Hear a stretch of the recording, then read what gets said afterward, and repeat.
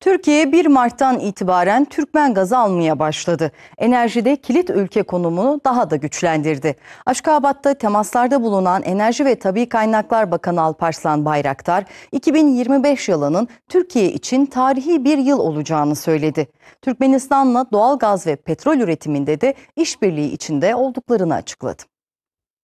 Bizim için 2025 yılı yine aslında tarihi bir yıl. Türkmen gazının Türkiye'ye ulaşması, Türkmen gazının batıya akışıyla alakalı bu sene somut gelişmeler yaşadık. Malumunuz 1 Mart'tan sonra artık Türkmen gazı Türkiye'ye ulaşıyor ve Türkiye'deki 1,5 milyon hanenin doğal gaz ihtiyacını karşılayabilecek seviyede bir gaz akışına ulaştık.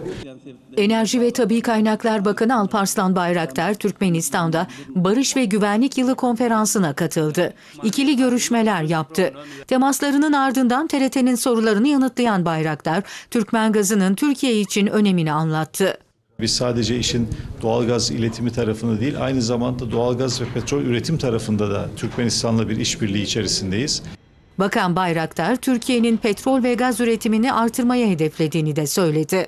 Bu çerçevede Afrika'da, Libya'da, Nijer'de, Somali'de, Orta Doğu'da ortaklıklar ve projeler var. Bunun yanı sıra geçtiğimiz hafta Amerika'da imza ettiğimiz ve yaptığımız anlaşmayla birlikte, ortaklıkla beraber özellikle Türkiye'de belli sahalarda, 4 tane sahada ankonvansiyonel üretim yöntemleriyle petrol ve doğalgaz aramacılığında yeni bir dönemi açıkçası başlatıyoruz.